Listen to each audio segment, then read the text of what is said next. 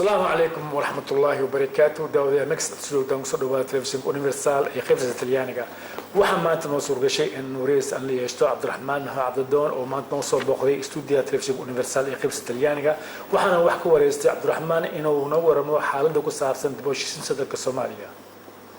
عبد الرحمن كفروا تلفزيون يونيفرسال خبزة اليانجا مركوري. أنا سنت محمد روبرتو.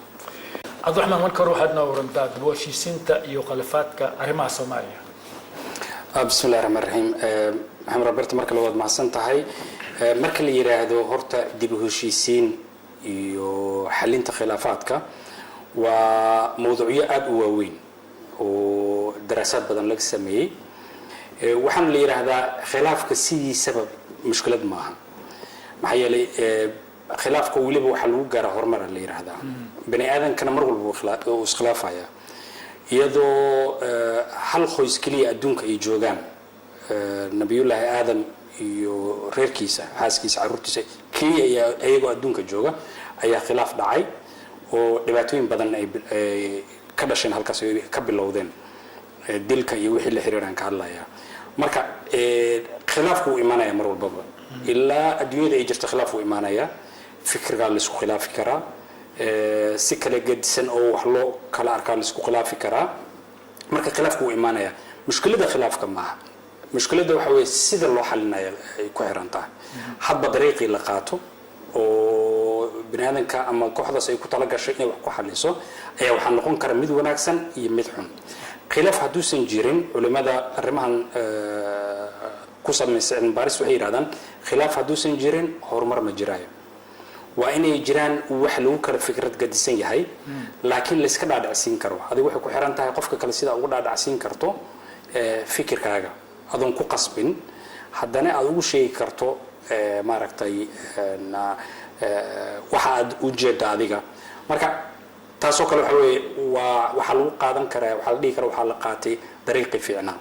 laakiin haddii gacanka hadal uu bilowdo khilaafkii wuxuu xalkiisa noqday dhinac qaldan waxaana dhici kara dhibaatooyin badan marka waa mowduucyo waaweyn oo badanaana soo noqnoqda maxaa yeelay maadaama khilaafku soo noqnoqdo iyagana aad ay u soo noqnoqdaan marka xalinta khilaafaadka iyo dib u heshiisiinta iyo waa arrimahaas ay qusayaan inta badan adxuun laga khilaafka Soomaaliya ka Soomaaliya waa khilaaf isdaba jooga dawladda kumeerigaarkii khilaafa dhaxyalay dawladda maxalla federaalka dhigay khilaafa markas baxay khilaafka mar kastaba isdaba jooga ah maxaa loo xalin karaa okay warunta way jirtaa khilaafaadka inta badan wuxuu ka dhaxay binaadamka dhan dhaxmara qoyska dhexdiisa ka dhashaa xaas qaba ayaa iskhilaafa waalidiintii carruurta ka dhex dhashaa dadka dariska ka dhashaa dad deegaan wada dego ka dhashaa laakiin haddana waxay ku xiran tahay in arrintaas laga heshiiyo si dhab ah loogu heshiisiyo dib u heshiisiinta la sheegayna waxay leedahay maraaxilo la maro meel ay ka bilaabataa jirta inkastoo culimada qaar ay yiraahdaan meel ay ku dhamaato ma jirto dib u heshiisiinta mar walba way socotaa laakiin waxaa jirta meel ay ka bilaabato dariiqii ay marto iyo meel ay tagtaa jirta mar walba haddaan intaas la marin khilaafku soo noqonaya waa qasab Soomaaliya waxyaabaha ugu badan oo ka maqan waxa kamid ah dib u heshiisiin rasmi ah la isku maday in la sameeyo meel xoogaa dabka kacaya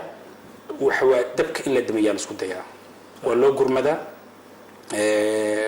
dadkii waxa nabada la dhaxdhigaa dabkii lagu daminayo laakiin mushkiladii si meesha ugu baxdo waa inay jirtaa dib u heshiisiin rasmi ah marka dib u heshiisiinta waxay leedahay maraaxishaas la soo maro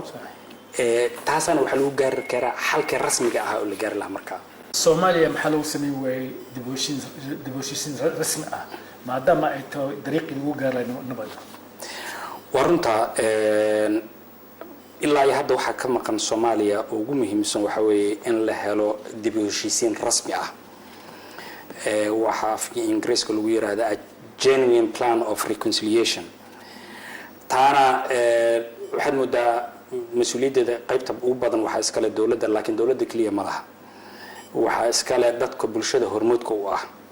oday dhaqameedka kamida culimada kamida wax garadka bulshada in ta hoggaamisa inay u gurmato arrintaas ayay ku xiran tahay haddaan taas la sameynna suuragal ma aha in la gaaro nabadii la rabay oo inay ka dhalato Soomaaliya arrimahaas oo kale waxay u baahan tahay inay fududeyso badanaaba dawladda dib u heshiisiinta badanaa ay ka hadasho waxa weeye odayaal isku keeno la yiraahdo ama maamul ha lagu heshiiyo ama dab meel ka ogan sidii lagu damin lahaa laakiin weli waa maqan tahay waana waxaan isleeyahay cidda mas'uuliyadda iskale oo dadkan soo sheegay ay kamid yihiin wax u yaalo weey in arintaas la sameeyo tababarada bixisada maxay yihiin tababarada bixisada anigu waxaan ka tirsanahay urur ka shaqeeya nabadeynta iyo dadka sidii ku wada hadli lahaayeen waxa la yiraahdaa nabad curiye tababaraan bixinaa inta badan tababarada ku bixisay wadamada Yurub ku bixisay tababar hadda waxaan u fidinaa tababarada maadaama dad lagu qiyaasay 1 milyan oo qofood oo Soomaali ah oo waliba arrimaha Soomaaliya miisaan culus ku leh ay dibadda ku nool yihiin dibadda laftirkeeda tababarka in wada hadalka laga bilaabo wanaagsan gudaha in laga bilaabana waa wanaagsan tahay anaga laftirkeena waqtigan hawl galnay ama ururkana asaas waqti dhow tababarada aan bixino inta badan waxa salka u ah wada hadalsiinta bulshada waxa la yiraahdo dialogue facilitation ayaan sameynaa waxa kaloo jira in dadku ay bartaan marka lagu leeyahay wada hadalsiinta bulshada waa in dadka la isku keenaa meel nabadaha la fariisiya iyaga ay wada hadlaan iyaga halka ay keenaan ma hal korka loogu keenay inay helaan iyaga halka laga sugooway iyaga inay gaaraan waay marka laakiin waa in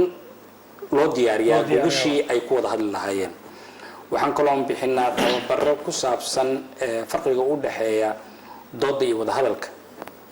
dadku badanaa way wada doodaan ruux markuu dooda farqiga u dhaxeeya dooda iyo hadalkana badanaa waxay dooda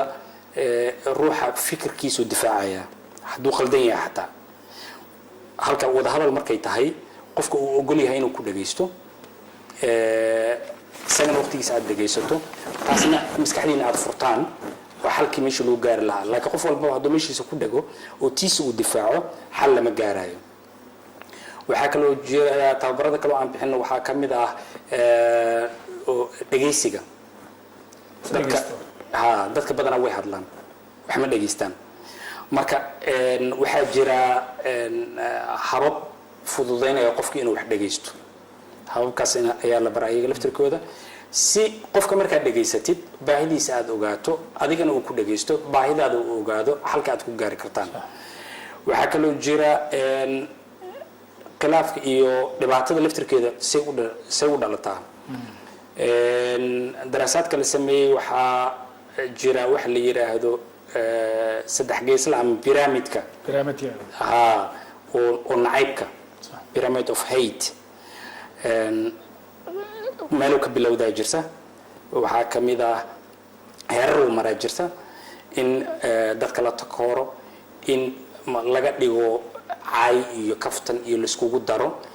in la abuuro marxalad oo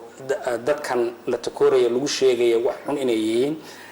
iyaga dhinaca sidoo kale ay ka sameynayaan marka dambe ay gacanka hadal ay gaarto marka pyramidkaas meesha uu ka bilowday ilaa meesha uu ku dhamaado oo ah meeshii gacanka hadalka ahaa waa waxyaabaha dadka loo sheego ama tababarada la bixiyo kamid waa badan yahay waa qayb badan oo kamid ah wada hadal siinta dadka iyo dib u heshiisiinta casharo noocaas oo kale taa ama tababaro noocaas oo kale taan bixinaa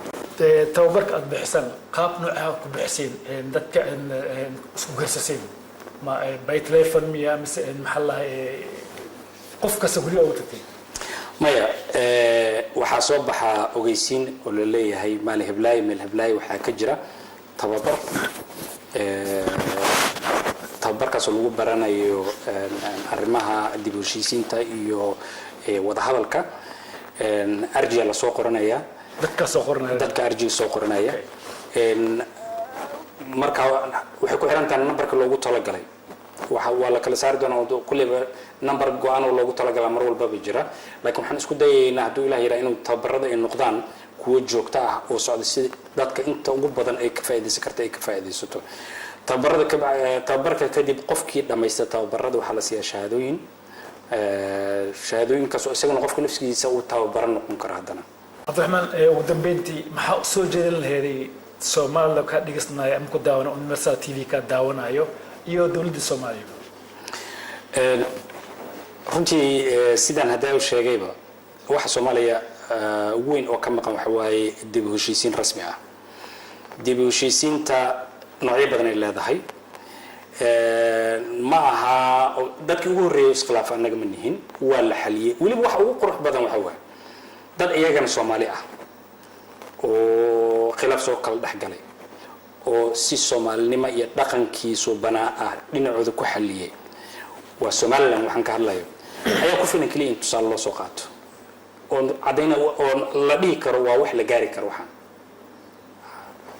habka dhaqanka Soomaalida lagu xallin karaa qaab islaamiga lagu xallin karaa nidaamkan hadda casriga ah oo maxaa la yiraahdaa cilmi baarista badan lagu sameeyaa lagu xallin karaa qaab badan lagu xallin karaa waxaa jira aniga intaan ka warhayo guddi sare guddiga dib u heshiisiinta la yiraahdo oo laakiin badanaa howla aan qaban Soomaaliya ka jira waxaan magacay sootaan laga wax qabanay wax waa la qabtaa oo laakiin nooca dib u heshiisiinta daawan ka hadlay oo dabka kacsan hal damiya laakiin kii xaafadaha dhexdeeda ah kii darisiinta ah kii bulshada isku wada keenayay ayaa meesha ka maqan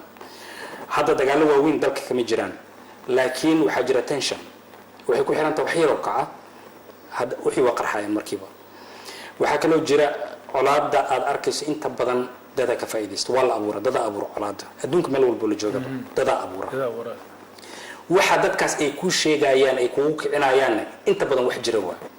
laakiin halka ayaga say rabeen oo ahaa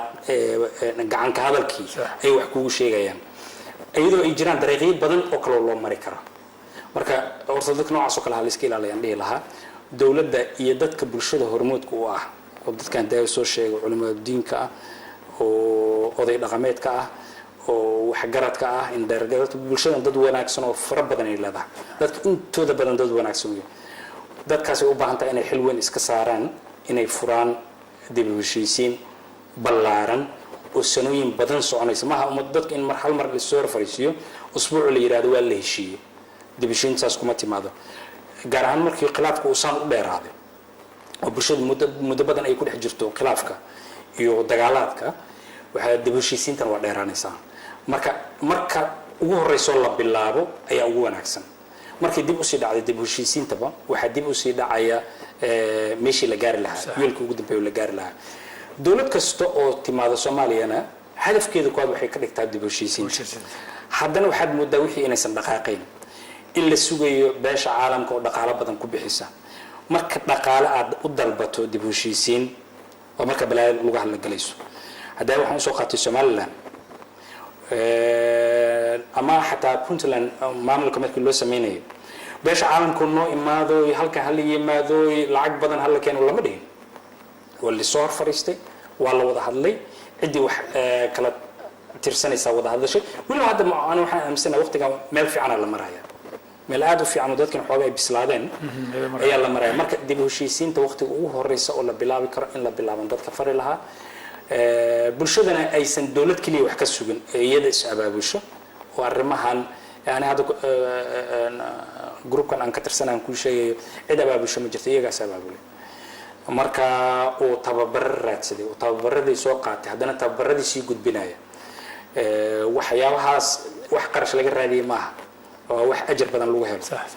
waa waxyaabo ay tahay in wax si free lagu bixiyo marka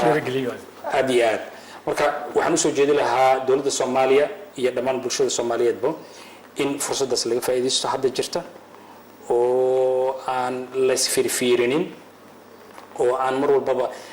qoladana santiri qoladana aan la fiirin oo la fiiriyo hadafka ugu dambeeya oo ah nabad waarta si lagu helaa nabad waarta haday timaado dad kale ka wada faa'iideysanaya marka ana inta san soo jeedi lahaa عبد الرحمن أدبت بسنت كاس وحوها جير عبد الرحمن محمد عبد الدون أو نص بوق ذا استوديو تلفزيون أونيفرسال خيف ستريانية عبد الرحمن يا من كوريسناي أرمح كسابسن دبوشيسن الصوماليا عبد الرحمن شغوة نفسك